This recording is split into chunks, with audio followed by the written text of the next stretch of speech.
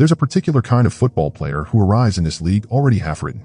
The story's been drafted before he's caught his first professional pass, usually by a scout with a clipboard and a furrowed brow, usually involving the word talent followed with some reluctance by the word but. Pickens could be problematic elsewhere, off the field, so I'm going to give it a B because he is talented. I think he's one of the most overrated players in the entire NFL. George Pickens was one of those players.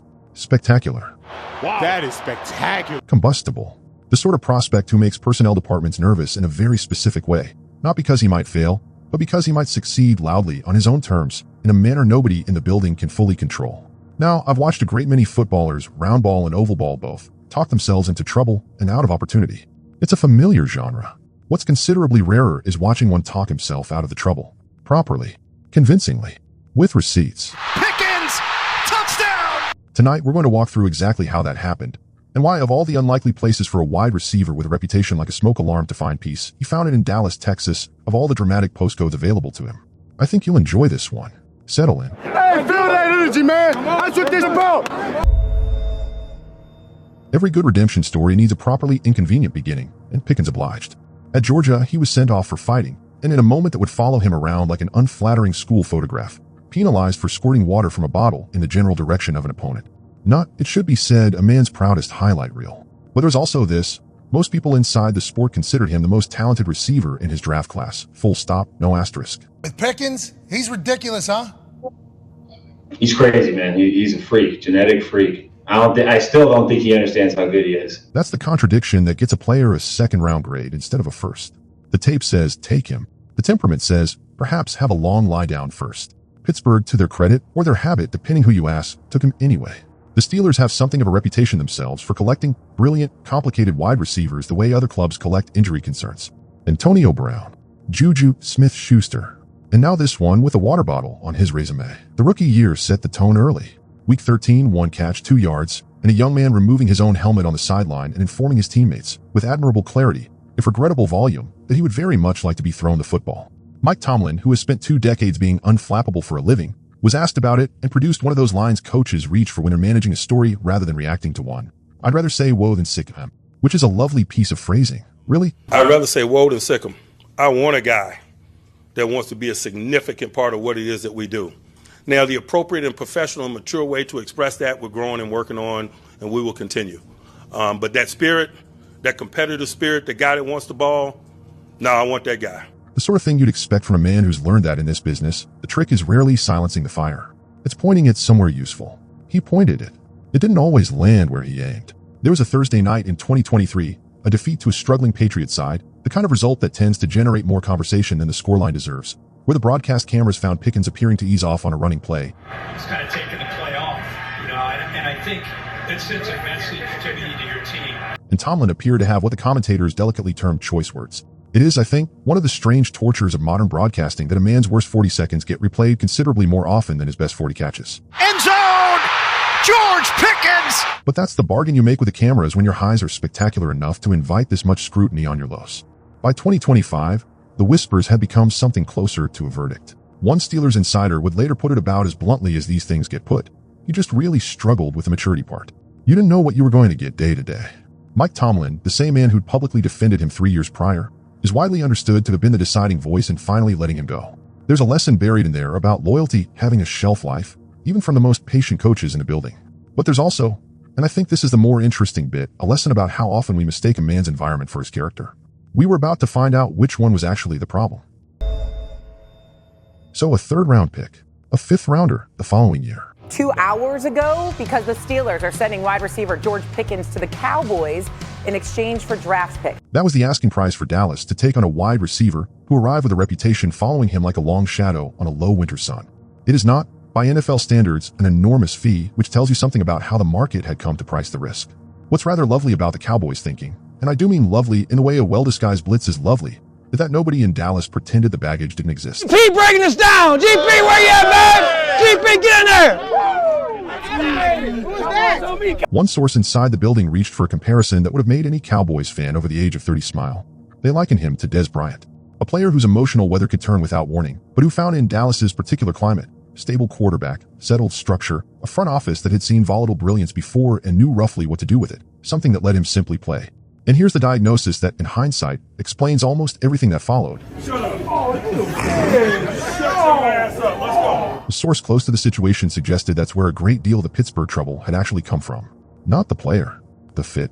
It didn't take long for the new environment to start doing its quiet work. Within weeks of arriving, head coach Brian Schottenheimer was telling a rather charming little story from the practice field. Pickens dragging his toes for a touchdown on a play that, in the coach's own words, and it really wasn't anything George did, but we're in the red zone, and we're in kind of a spread formation, and we hit him for a touchdown. Joe did on a little a bender, like a little skinny post, down in the low red zone, and CeeDee was on the other side, and when CeeDee broke out and he looked back to see where the ball went and he saw George in the end zone, he kind of dragged his toes up. CeeDee was like, yes! So I think his excitement for knowing that we've added some pieces which will add to the competition, it was cool to see a guy like CeeDee be excited. And those two guys' relationship is awesome. I'm sure you guys have probably done stories on it, but they're spending a lot of time together. I think it's great for CeeDee to have someone like George, not that George is a young player, but someone that GP really looks up to in CeeDee. They obviously have trained some together, but that relationship's really cool. And I'm enjoying kind of just sitting back and watching it develop, and the two of them getting together and spending time with Junior Adams, and it's been really cool and fun for me to watch just how it all is beginning to fit together. It's a small moment in the broader scheme of an NFL offseason, but small moments are usually where you can see the larger story before it's finished writing itself. Now here's where I think the story properly earns its keep, because it would have been entirely reasonable for this not to work. CeeDee Lamb had been the unquestioned alpha of that receiver room for half a decade. The arrival of another genuine number one option with a reputation for needing the ball and being vocal about it is precisely the sort of thing that turns a productive room into a competitive one, and a competitive room into a combustible one. Instead, by the count of the men actually inside that locker room, something closer to brotherhood took shape. Reddy Stewart, Dallas's cornerback, a man who has the rather unique vantage point of covering both these receivers in practice every single day, described it with a phrase I rather liked. He said that when Pickens first arrived, Lamb took him under his wing like a brother. Their personalities, Stewart noted, are genuinely different, but they complement each other perfectly. Around the locker room, he said, they're inseparable. On the field, each one visibly delighted when the other scores. Lamb himself reached for a description that I suspect will outlive this particular season. He called Pickens a caged animal, and then without missing a beat added, and so am I, which tells you something about the kind of hunger these two recognized in each other immediately. Not a hunger that competes for the same scraps, but one that seems to feed off being fed simultaneously. So as for us and GP, he's just he's an incredible athlete, incredible football player, and his ability to go up and get the ball, you guys haven't seen it yet, but those days are literally coming, and he's like a caged animal, and so am I. Schottenheimer, for his part, offered the sort of testimonial that coaches rarely give a player with Pickens' reputation this early into a relationship. Nothing but incredible, he called him, in the way he's communicated, the way he's worked with the staff. He credited wide receivers coach Junior Adams for building the kind of room culture where that becomes possible. Which is, I think, the quietly important point hiding underneath all of this. Talent alone didn't redeem this story. A room did. A coach who built it, a quarterback willing to extend trust, and a fellow receiver secure enough in his own standing to share the stage rather than guard it. It's the sort of thing you don't always see on the stat sheet, but you can absolutely see it in how a man carries himself when the ball doesn't come his way for a quarter and a half. There's a version of George Pickens, not so long ago, who throws his helmet in that moment. There is a markedly different version of George Pickens now. And then, rather satisfyingly, the numbers arrive to back up the sentiment.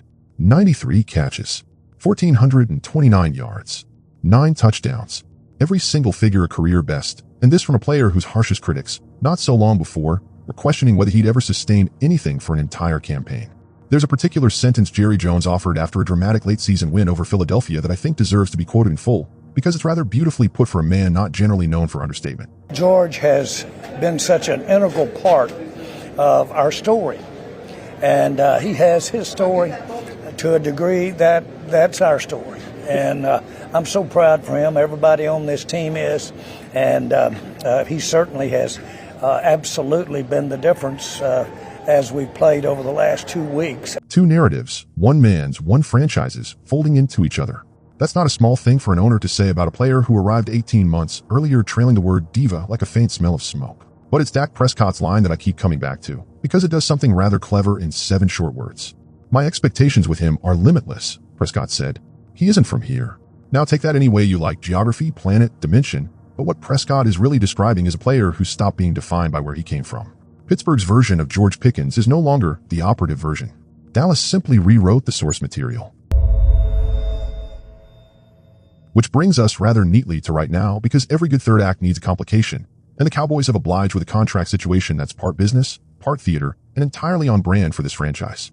Dallas placed the franchise tag on Pickens this offseason rather than negotiate a long-term deal before the draft, $27.3 million for 1 season, fully guaranteed, but no commitment beyond it. The sort of arrangement that, in lesser circumstances, sends a wide receiver storming out of a building and straight onto talk radio. Pickens, characteristically, did the opposite.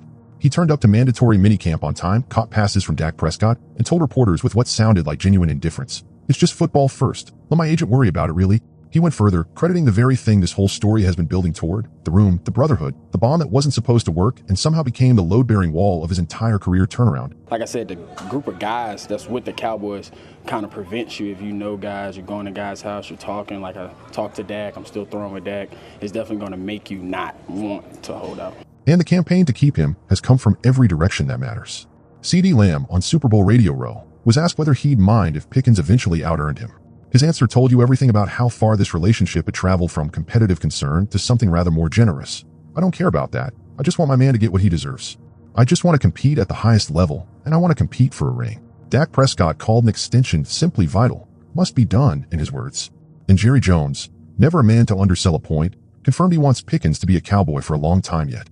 Schottenheimer, meanwhile, is already plotting the next evolution. Less time fixed on the boundary, more time moving through the formation. As we talk about evolving, I would say the biggest thing we're doing is we want to move George around more. He's not just going to live at X. He doesn't like that anyways. We want to put him in the slot some. We want to get him isolated some to the front side, the same side as the tight end. Which feels somehow like the most fitting word picture for the whole journey.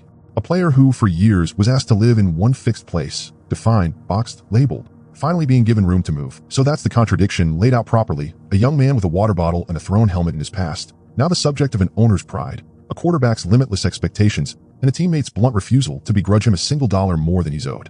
Pittsburgh wrote one chapter. Dallas appears determined to write several more. Whether the tag turns into the long-term deal everyone in that building keeps promising, well, that's a story still being played, not yet filed away. But if there's one thing this league teaches you, watching it for as long as I have, it's that the players who learn to channel the fire rather than fight it tend to be around for a very long time indeed. Thou shalt not pass, not on this man's route, not anymore.